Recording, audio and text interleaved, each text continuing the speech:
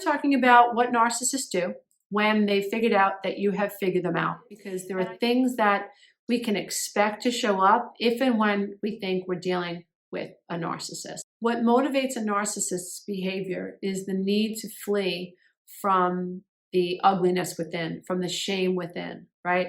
And the false self, this pseudo personality, the lies that a narcissist tells, this mask that the narcissist wears, allows them to stay away from this reality, this shameful reality, at least on some level, so that they can operate in the world, because they have to flee from that. And this masks help them do that. So they're dealing with you, they're lying to you, but it's all about control. And it's about black and white thinking. And it's about anger, and it's about rage, and it's about fear. So it's really important that we understand that these are the motivating emotions, behind a narcissist: insecurity, self-doubt, paranoia. All of these things reside deep below the skin of a narcissist. So when you begin to show signs that, I think they're lying to me, or they're manipulating me, there are things that a narcissist does. So the first thing that you want to be careful of is the narcissist that resorts to anger and resorts to rage. It's important that you realize that a narcissist cannot regulate their emotions. They have an on and off switch. And so some narcissists and those that are domestically violent are narcissists, because you are unable to control your emotions. You are blaming someone else for why you feel the anger that you feel. You are irrational in handling of a situation. And sometimes when the narcissist knows that you're sensing their mask is slipping, you'll see that their thoughts become very erratic and their thoughts become irrational. And they start becoming hypersensitive and hypercritical of you. They start questioning what you're doing. Why'd you move the mustard there? Where are you going? Who are you talking to? Oh, I know why you texted that person. Who are you texting? Oh, you're lying to me, right? And all of a sudden, everything that they're afraid of, they start projecting onto you.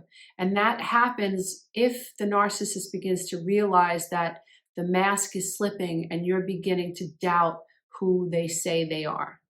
It can be terrifying, because somebody who seemed to be calm is suddenly flipping furniture, or they're slamming things across the counter, or they're slamming the cabinets, or they're driving at 100 miles an hour, or they're screaming at people on the parkway. This can happen like that, because once they get the idea that they're not able to control you, they go down the rabbit hole. And remember, they're not very good at integrating this idea that they can be good and bad at the same time. And so they're not able to see you as good and bad at the same time. They see you as all good or all bad. They see you as non-threat or all threat. And so they can go very quickly into mode of persecuting you. They overinterpret everything that you do. They overinterpret everything that you say. They don't trust you. And they're living in absolute panic and fear that you may see them for who they are, but you've also somehow gotten very close to their narcissistic injury, and they're behaving like a wolf that has just gotten their hand or their paw stuck in a trap, right? They're coming for you, right? You will become the target of all of their pain, and it's very frightening. And that's why it's really important to be careful when you're dealing with this type of a narcissist, because you don't want to upset them any further. In some cases, you need to leave the state, leave the country. Like, I'm not kidding. You may have to leave your job. You may have to change your name. You may have to take your kids out of school. You will know if you have to do those things by the way the narcissist begins to behave when they begin to notice that that they're a narcissist. You might notice once the narcissist knows that their mask is slipping and you're onto them, is that they will begin flirting with other people. They're on social media. They're looking for another narcissistic supply. They need a narcissistic supply to survive. And if they're getting the inkling that that's not going to be you, they're on the move, and they're on the move quick. So you can expect to see evidence of flirting. You can expect to see evidence of them love bombing someone. They may start even hitting up your friends. They might start hitting up on your sister or your brother or whoever. So they're going to start looking for another source of narcissistic supply.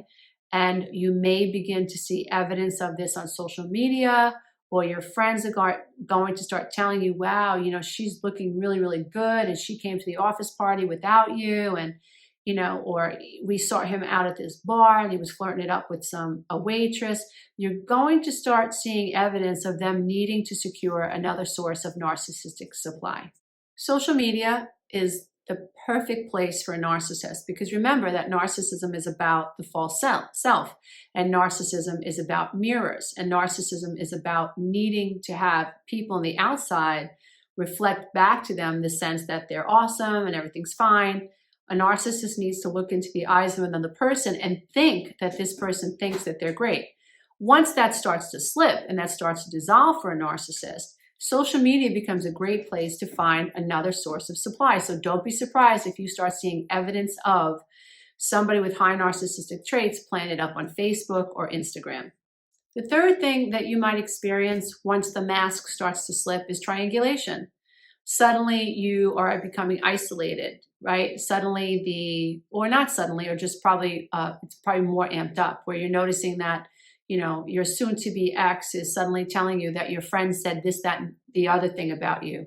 Or the narcissist is taking your words, right? And they're twisting it and they're telling other people that you said something that you never said. So what they're trying to do is break bonds between you and the people that you care about, right? And so let's say you have a really strong relationship with someone. Don't be surprised if the narcissist tries to throw a monkey wrench into that relationship. That's triangulation. That's the way they are acting out their rage, and that's the way they are responding to whatever happened between the two of you that tickled their narcissistic injury. In some cases, a highly narcissistic person will come off like they're doing you a favor. Oh, I just want you to know, even though that you and I are on the outs, I just want you to know what Mary said about you. And you know what? I never told you because I loved you. But you know what? Now I realize that you need to know that Mary's not really your friend. Mary may have never said anything bad about you. Or you know what? I'm going to go and I'm going to tell Carol that you said this, that, and the other thing, because Carol needs to know that you're talking about her. You never said anything negative about Carol, but this person is going to try to act like you did to separate you and create cracks in the bonds that you have, the strong bonds that you have with other people. So this is what triangulation is all about. And this is what a narcissist will do once the narcissist realizes that you understand that they're a narcissist and the relationship is beginning to have a fallout. Number 4 is the smear campaign. So once you have had a falling out with a narcissist who has love bombed you and who has made you, has believed that you see them as amazing, and all of this, the whole facade begins to fade away, the narcissist has got to deal with all of their anxiety and all of their anger. And their black and white thinking has put them into a very, very dark place. And they don't know how to regulate those emotions. They don't know how to look at themselves like, well, what did I do to bring this on? Or when was I overreactive? Or, when was this person overreactive? And, they're not able to look at things realistically and understand that bumps in the road are a natural part of relationships, or people make mistakes. They can't forgive, right? They don't know how to forgive themselves. They don't know how to forgive other people. It's, you hurt me, now I have to destroy you, right? It's even if it's, I hurt you, and now you're pissed that I hurt you, and now I'm going to destroy you, right? Or I tried to take advantage of you, you called me out on it, and I hurt you, and now I'm going to try to destroy you. That's just what happens. There's this desire to destroy other people who they have become entangled with, who for whatever reason have tickled their narcissistic injury. So a smear campaign is what? A smear campaign is gossip. A smear campaign is lies. And a narcissist puts you in a position where they know that you can't defend yourself, or that it's hard for you to defend yourself. They want you to. They want to pull you into this wrestling ring, right? They want you to wrestle in the mud. They're doing anything to bait you, and you've got to do everything you can to not take the bait. If you don't take the bait, then this energy that the narcissist is putting out there has to return to them. We've got to stop opening up our mouth wide and taking this energy in and putting ourselves in the position where we're getting pulled into these smear campaigns. It's very hard to accept that other people have the right to say what they want about you, and that you can't control it, and that other people based on their mental state. They're going to filter this experience through their lens, through the narcissistic lens. It's never going to be their fault. They're never going to see themselves as someone who's gossiping. They're always going to rationalize and justify why they're creating gossip around you, why they're lying about you, why they're distorting facts, and why they're trying to destroy your name. It's always going to run through the backwards rationalization. They're very immature. They're stuck in some earlier stage of development. It's very knee-jerk. I'm in a relationship with you. I feel hurt. I have to hurt you. That's the only way they get to feel in control of their reality. So it's important, if you're dealing with a smear campaign right now, it can be very unsettling. I've dealt with so many clients that have had to deal with someone else's smear campaign, the lies, the gossip, the Facebook posts, the Google reviews, you name it, coming to people's work situations, talking to the employers, trying to make this person look like an evil person, all to justify their anger and their rage, right? It's so difficult to just say, okay, this is what I'm experiencing in my life. It is possible to push a narcissist back, and I guess it depends on your life and what you're going through in your life. And just how far over the narcissist crossed the line. But my basic advice to people who are going through a smear campaign is just let it die in the vine, right? Don't pick it up. Imagine that the smear campaign is like an electric rod and you don't want to touch it. Let the narcissist pull in whoever they want to pull in and just let them have each other. Try not to get too involved. Save your pretty, save your wrinkles, save your energy. Don't invest too much time on a smear campaign. Just let it go. Number 5, really interesting. Amongst other things that a narcissist will do once they realize that you figured out who they are is they might discard you, right? So now that you're not so willing to roll over and, lay on your back like a puppy or a kitten and let them say and do whatever the hell they want to you and, say whatever they want about you, you might not be that much fun for them. Once that they look into your eyes and the reflection is, I don't trust you, once that becomes too unsettling, for them, they might ghost you. They might pack up and leave. I've read so many stories and I've heard so many stories from people who are involved with narcissists who just wake up one day and they're just gone, right? They don't return a text. Their money's out of the bank account. Their car is missing, whatever. They're just gone. This does happen.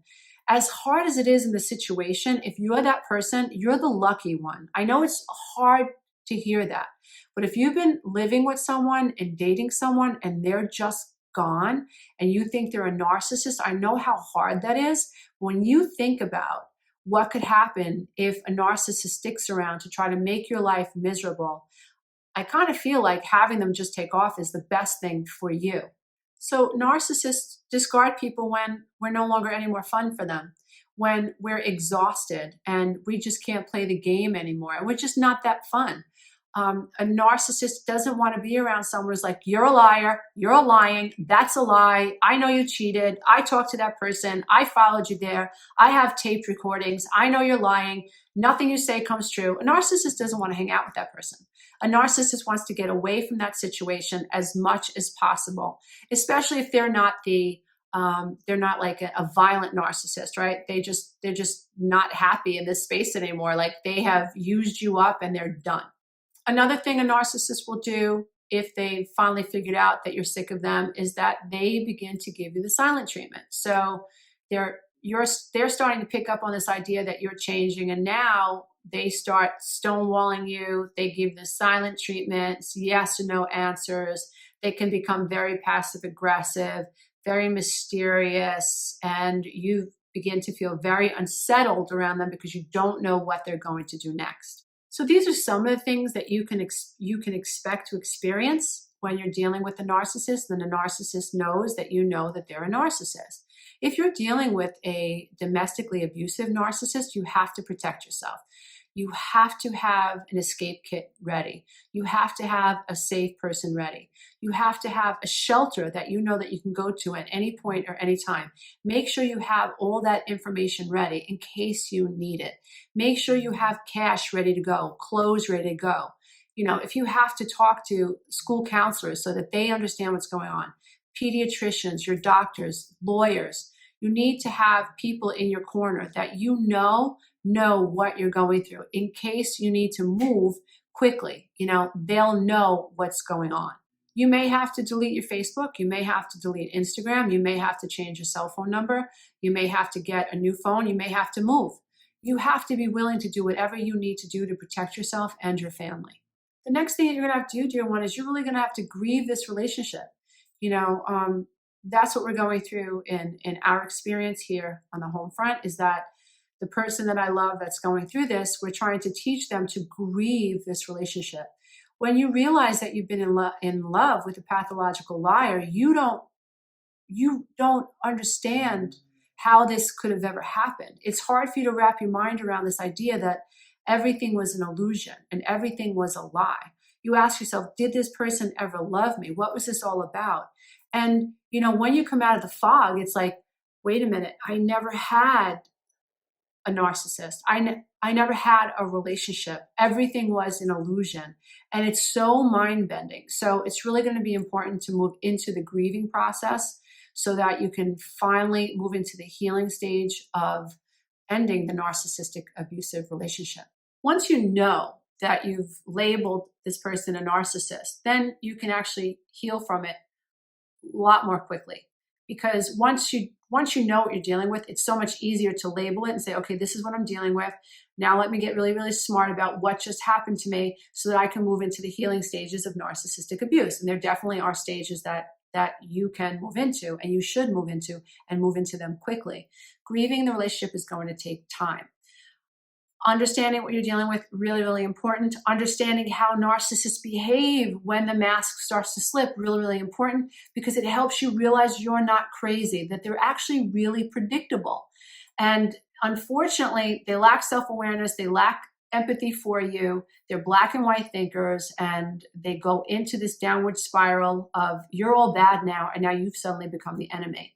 And so it's really, really important that you do what you can to arm yourself emotionally, psychologically, physically, financially, spiritually. Do what you can to disengage and dissociate from this narcissist. I really hope that this video on what you can expect once the mask starts to slip with the narcissist has helped you feel more in control and helped you feel less crazy and has helped you feel more aware of what might happen. Because once you see the patterns, you end up feeling like, I have some control over this now because I know what I'm dealing with. When you don't know what you're dealing with, this is absolutely maddening. So I hope this video has helped anybody out there who is struggling with some of these issues right here and right now. My name is Lisa Romano. I'm the Breakthrough Life Coach and creator of the 12-Week Breakthrough Coaching Program. The 12-Week Breakthrough Coaching Program is a program that I created for adult children of alcoholics, adult children of narcissistic parents, people with abandonment issues, who grew up feeling invisible and who feel stuck, and who don't know how to move forward, right? So there's a lack of self-identity.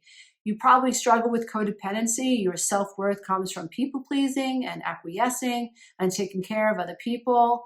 And you might be afraid to stop taking care of other people because you don't know what's going to happen next if you start saying no and you start setting boundaries. The 12-Week Breakthrough Coaching Program was created for someone just like you. I hold 2 sessions a year. I hold a winter session and I hold a summer session. Work with me and my team online for 12 weeks. You also have access to the program for a minimum of 3 years. I do suggest that people cycle through it 3 times the first year, twice the second year, and once the third year. If you want to jump into a program right now, check out the Loving the Self video and meditation program. If you want to jump into programs right now and receive community support, including a live Q&A with me, you can join the Breakthrough Warrior membership site. Be careful out there, dear ones. Namaste. Until next time, bye for now.